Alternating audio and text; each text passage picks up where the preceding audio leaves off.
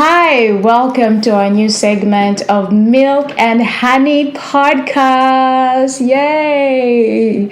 So, this is a podcast that we're going to be talking about marriage, relationships, love, and everything about love. And this is being February. What better month to just launch out this love, agape love of the Lord? Because in the end, God is truly the giver of love, and He's the author and the finisher of marriage. And so we're gonna be talking about marriage. By the way, guys, we've been trying to do this for so long. We've been having this vision for so long. We were like, you know what? Let's just throw ourselves in and do it. Hi, Rev. Yes. So thank you so much for watching in this new segment that you're going to be seeing from us. Yes, Reverend Liz will be the host, but we're going to be both in this Milk and Honey podcast. Is this a podcast? It is a podcast. You can find it later also on Spotify. But mainly, we really just want to take our channel also to grow. Like it's the next season for this channel is to have a podcast, right? Just Yes. the maturity of it. And then also being a decade in marriage and being now on the 11th year, I think we have a say on one or two things, right? Yes, of course. We're going to be giving you our take on relationships and marriages and how we see it from God's side or the biblical, and also the reality, some of the day-to-day things that you really can't just, some of the aspects of relationships that you can't just depend on, a church setting. It gets down to the reality when you're just the two of you at home or in the workplace. So those are some of the things that we're going to be talking about, and we hope you enjoy this Milk and Honey segment at We Are Ocampo. Yes. So let's get right straight into it. So today we're going to be talking about marrying the right way. So all the way from dating and courtship and just how to do it the godly way and what our thoughts about it, having experience. I know I have experience in that and I have something to say. And just the beginning, because the beginning is everything, before we can get to once you're in marriage, the beginning. So this is definitely for all the singles out there. If you're already married, then this is something that you can send to your single friends, your single siblings, your single children, and just also comment below on what are your thoughts. Do you think this is exactly this some of the things that you'd like to pass across to single people? And I know we did a Dear Singles before. Yes. But You can find that link right here. Click on it. Actually, right now we had 777 videos, so they might have a hard time finding it. But yes, we have so many videos. But just going back to look at the foundation of things. Actually, I want to pick Reverend's mind because being married to him, I find him, he has so much wisdom. I know I'm just flattering for my wife, but I see why he was named Solomon. There's just so much wisdom flowing out to him, even when we have, marital conflict, just listening to how he deciphers things. I'm like, okay, I surrender. But anyway, let's go ahead. Would you say I surrender? Not really. Oh, you? Yeah. Yeah, you do. Sometimes. All right. So we're going to be raw and candid with this podcast. And if you have suggestions of other topics, though, we do have a lot coming up. We'll talk about marital conflict. We'll talk about, intimacy. We'll talk about dealing with in-laws, all this stuff that really, really affect. We'll talk about childhood trauma that really, really affect marriages. All right. So those are in the episodes that are coming. So, Rev, what would you say is the main thing for somebody who is looking for a partner? Like, what should they consider and what should they not consider? Because I feel like right now people have set superficial standards for their spouse. And do these standards matter in marriage? Yes, I mean everybody has their own preference. So I know all of you out there are just going to find somebody that you would like, because I know I've seen people who, no matter how much you try to pair them up or encourage them to go for one person, as long as they don't really like that person, there's nothing you can do. So the other things that we need to consider as well when we're choosing a person is that this is a serious thing. It can make or break your future as well. Of course, nobody knows the future, and we shouldn't be paralyzed in moving forward. That you're going to be so afraid not to get the perfect person that you will not just make a decision.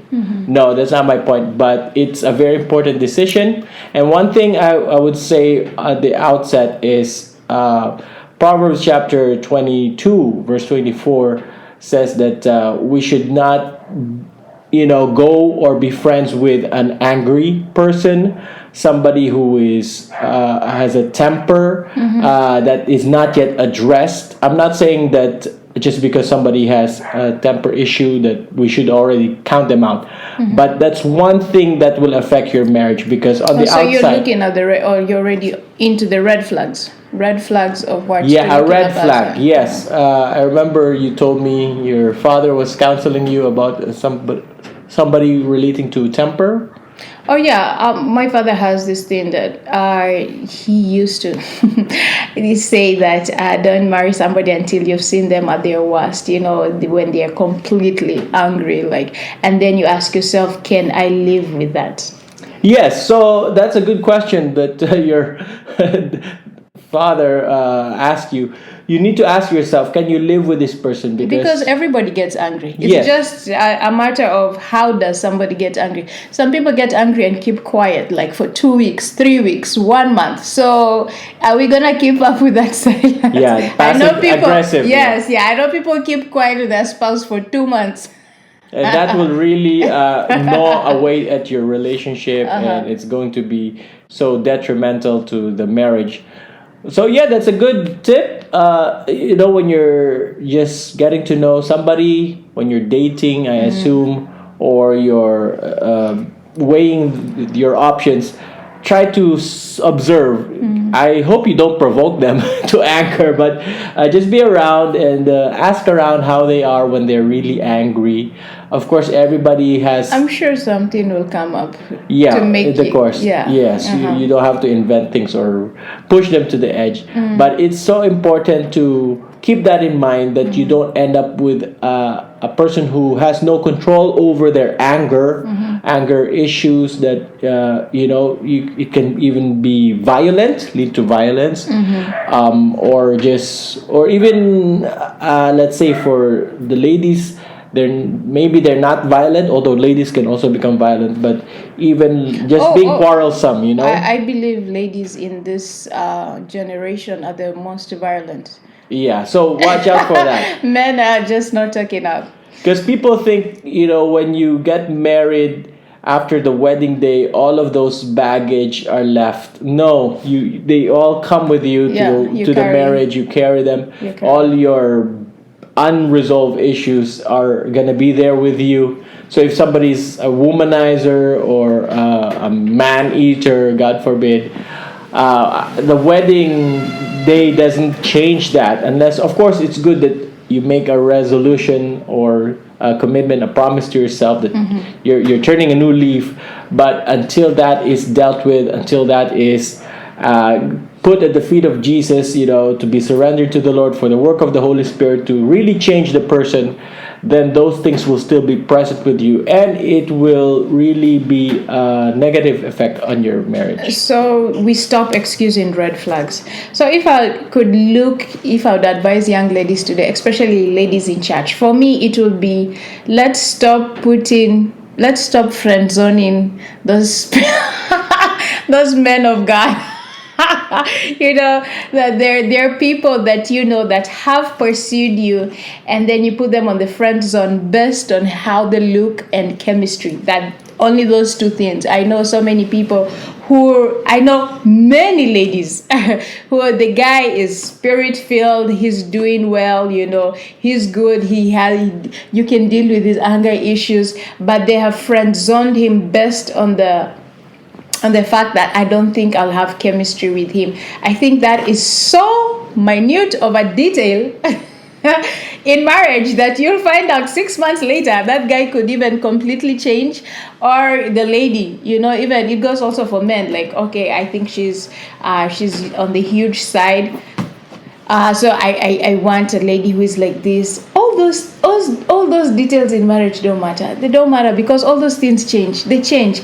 What do you mean changes, and what do you mean when you talk about chemistry? Because some people believe that it's important that you jive, you go along, work along with each other, you're compatible. Yeah, for me, like I'm saying, it cannot be your number one thing, chemistry. Yeah, what do you mean by chemistry? Like compatibility? Not compatibility. Like, am I you're flowing? You're am jiving. I no? There are some people you're just like, wow. So what do you mean by like chemistry? Is it like what's going on between the two of you? Let's give an example of me and you. Like, again, we're not talking from a perspective of arranged marriage or anything. We're just talking from a perspective of, like, you've completely blocked the will of God for your life because based on how you saw somebody. So I saw Reverend, he saw me, and we're just like, no, thank you. Like, it's not happening. I don't know if the heavens are gonna open. For me, I was that drastic. I said, even if the heavens open up and tell me marry this guy, I'm not doing it. He's not my kind. He's not my type. My type. That's what I'm against right now. Is not against per se, but saying stop blocking your future husband based on the word my type. You see, because you really don't know what your type is. And how you don't know this is because 10 years later, your type is a different type. Every 5 years, somebody is grown, somebody is different, everybody is growing, everybody is maturing. So maybe your type was 6-pack, but in 5 years, 3 years later, it is a grown stomach, because thanks to your good cooking and stuff. Or your type, like for me, I preferred older men. I didn't know that, every time I'll be like, you preferred older men? Yes. What do you mean older men? Oh, people who are older than you. Yeah, people. Not older men. Not mubabas. Not really old people. Not old. But somebody you wanted an age gap. 5 years, Okay. 10 years. Okay. 5 years or 10 years older. Yeah, 5 years, 10 that's years big. max. 10 years is a big gap. My parents are 15 years. So that was your preference. Yeah, that was my preference, and I felt like the men I talked to in that age gap of 5 years and 10 years were really, when I would talk to my age mates, I'm like, no, thank you. No, I don't think we're on the same page. But who knew? I mean, we're age mates, and I think the beauty of being age mate for anyone out there who are dismissed age mates is that you actually go back in time when you live in your childhood. It was at the same time you're growing up. You're just like, okay, were you guys listening to Ron Kennedy? Yes, you remember that song? Yeah, when we were 6 so many years things old, in common. we were like that. There's so much in common. Yes, Yeah. and so my.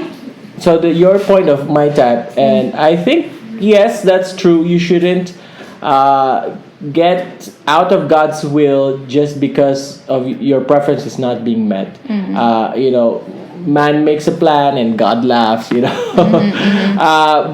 I think to add to that, you should just include God's direction and God's counsel. Seek God's counsel. Deep inside you know that man is your husband. Deep, his husband material. He's good with kids. But if he could just wear his trousers all the way to the floor. So are you saying that when women meet somebody that even though on the outside they don't like him, deep inside they already know that they like that's the person, or he's a husband material? Deep inside they know he's a good guy. Oh, he's a good guy. He's a good guy. He's not for me, but he's good. Like, this guy is good, but he's not for me, he's for somebody else. My TDH is coming, my tall, dark and handsome, or what is the TDH for? Yeah, tall, dark and handsome as well. No, for here, you like white. The whiter you are, the but better that's it also is. the saying. It's tall, dark, and handsome. I Oh, don't know really? why. Yes. Anyway, so yeah, I think do not dismiss because at the end of the day, it is your alignment of your assignment here on earth. It is not you do because of social media. I think many people right now are picking spouses because of hashtag marriage goals, hashtag cute couple, hashtag slain couple. That's how people are picking spouses right now instead of the assignment that God has placed in your life, you and a man. And if we go back to the book of Genesis and just see how God ordained marriage, Adam was there. And then God says it's not good for man to be alone. Meaning there's a certain assignment a man cannot fully complete without having a helpmate. And then God went and created Eve. And when Eve came around, she was helping Adam fulfill his assignment. Go and have dominion. Go and name all these animals and all these things. And as we can, and when the Bible also says in Proverbs, when a man marries, he gains favor. When a woman comes into a man's life, it's just you're beautifying it. You're literally somebody who's coming to what's the word? Kupamba. I'm looking for the English word. To complement, exactly. You're complementing the assignment that both of you, and personally, I believe spouses are called to one assignment. That's what I truly believe. And I've seen spouses who work together, maybe in business, in companies, in running, or both of them are lawyers, both are engineers. I really, and they both have one goal. It's so beautiful. So marry someone who will allow you to meet and fulfill your destiny. Somebody who will be your partner, somebody who will walk with you towards that destiny, somebody who will see the vision. That's from a man's perspective. Right? Yeah, from a man getting a woman, you're looking for a partner, yes. From a woman, you're looking for, you're not looking, the man is searching for you. So by the time he finds you, you're a woman who is able to move and complement a man and bring out the destiny that both of you are supposed to align in, and both of you are just supposed to splash out the glory of God. Amen. I don't know if you're getting me. All right. So what is another thing for you that you believe that people should do before they get married? Like what to watch out for and what not to rush into? A marriage is something not to be rushed into. At the same time, don't delay. Yeah. Don't be too picky when it comes to marriage. When the things that are keeping you from saying yes are just selfish and superficial. The things that you mentioned, superficial, that you could really smooth over into. You have to know why you're getting married. What's the purpose of your marriage? Is it just because you're supposed to get married based on family, that everybody you have to add to the clan? Nowadays, there's so many. The younger generation, there's so many of them who are shying away from marriage. Oh yeah, Gen Z is the most. They say research says right now Gen Z, they do not want to engage in marriage because of they don't want to be attached to it. Like it's just they don't want. Yes, so I know it's a problem in other countries where the government are propping up billions in finances to ask people to get married and reproduce and get more babies for the economy. Yeah, South Korea in the next 30 years. Yeah, they said in the next 30 years, right? They can even be depopulated because they're not reproducing enough. So, of course, that is a natural need for people to repopulate their countries. But as people who know the Lord, as children of God, there has to also be a divine purpose for our marriage. That yes, it is God's will for us to also bring in the godly seed. The seed that Malachi is talking about. There's a question there: why did God make the two become one? It is to bring forth the godly seed. That is what God is seeking for, searching for, that the glory of God may really be revealed in, first of all, your marriage, your relationship, that it will be a demonstration of Christ's love for the church. So the man should love the wife as Christ loves the church. And then the wife will demonstrate the submission of the church to Christ. So that will be seen in their relationship. And then when God blesses the union with children, to rear them up in the ways of the Lord, to teach the ways of the Lord, because this world needs light. As you know, this internet, just YouTube, is full of different ideologies. Yes, different culture. So if you have the bigger picture, then maybe you can gloss over things like, okay, he doesn't shave his what, or he doesn't wear blue shoes or black shoes, or those minor details that maybe can be smoothed over, or his nose, his what.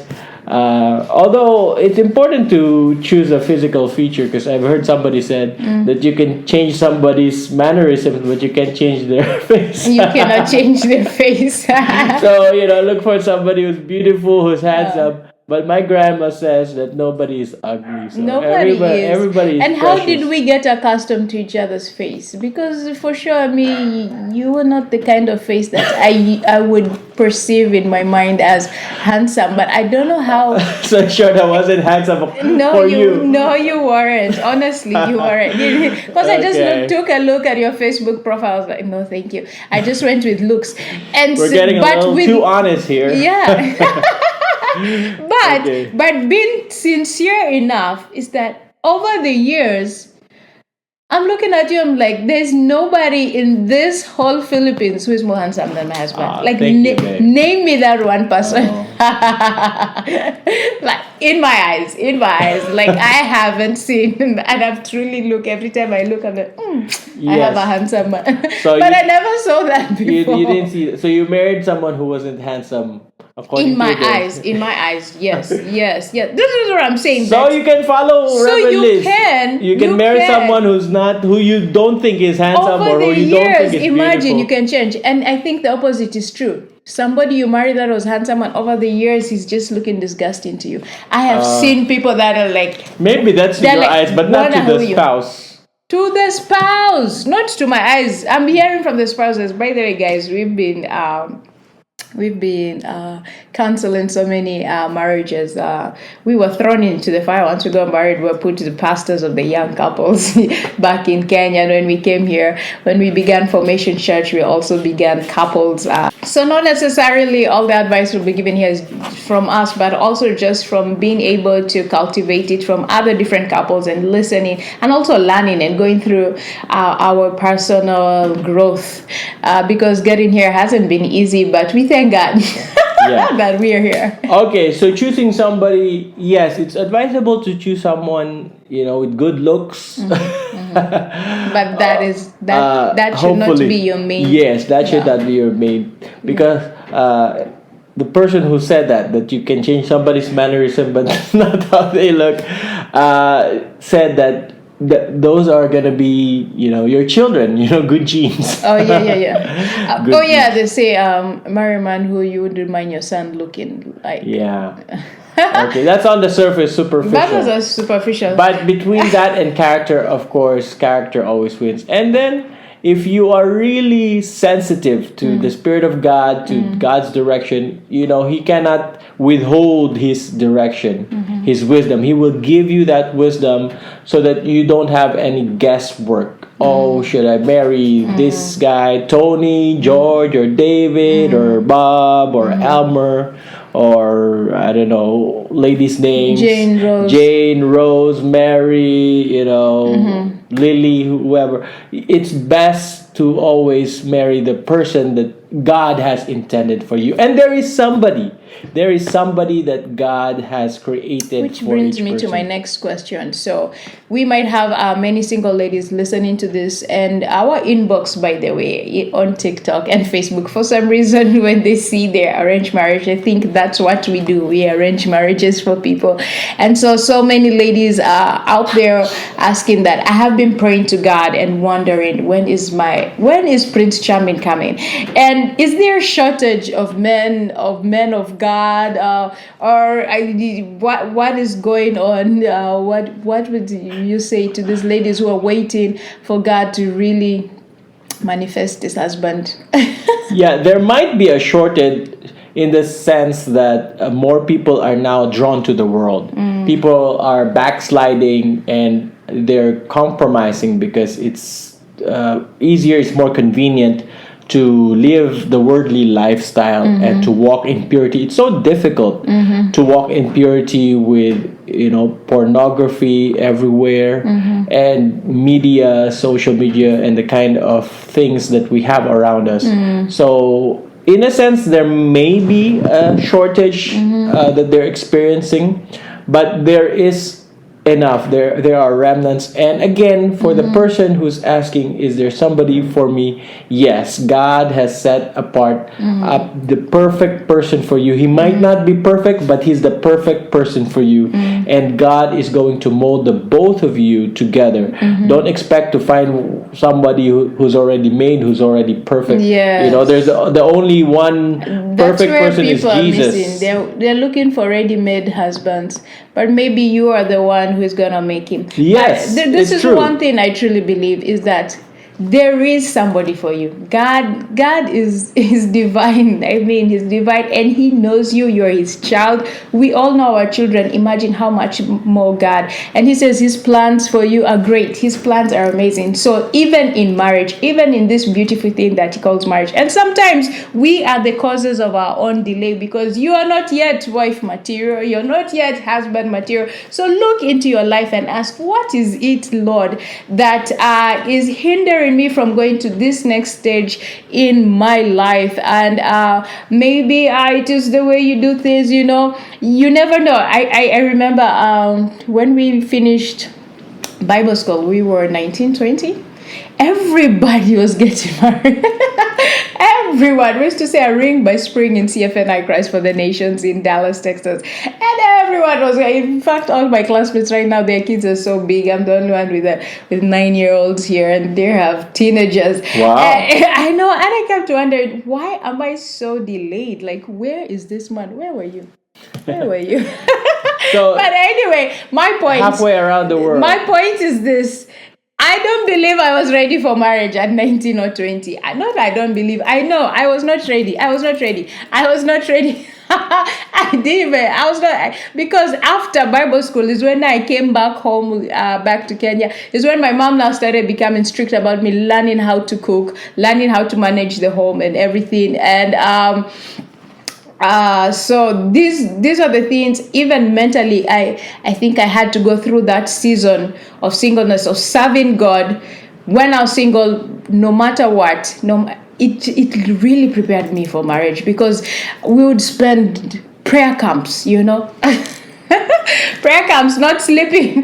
And the way when you have kids, I always say I've not slept for the past 10 years because my kids just follow each other. The moment you win a child from the breast, I'm pregnant with the next, And so and I remember, I'm so used to not sleeping, because prayer camps will be sleeping, will not be sleeping, will be praying all night, then all day you're in school and all that. But anyway, just getting to a point of where you believe you are wife material also. All right. So what would you say is your parting shot?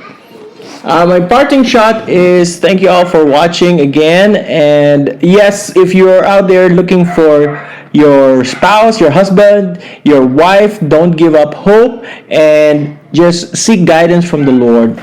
Incorporate the criteria of the Lord, which are from the Bible, His Word, and consider that as well, and not just to base it off superficial stuff. And really investigate if you're already in the process of whether it's courtship or you're already engaged. Try to thoroughly seek out whether the person is the person for you. All right. For me, I definitely say my parting shot is that God knows your address. He has not forgotten you, as most of you think you have been forgotten. No, He hasn't. And I am certain, 100% certain, that your marriage will be beautiful in His time. And just remember that you gotta keep hope alive and be in the Spirit and to God's guidance, because most of the time the things that we think that are not there, actually they are. All right, guys, thank you so much for being with us. We can't wait to put out the next episode of Milk and Honey. Do comment below, what are your thoughts, what are your Part in short, what did you take from this podcast, and what are the more topics you would like us to review for you, and just to hear. Next time we will talk about marriage conflict. Thank you so much, and God truly Truly bless you. Bye-bye. Bye.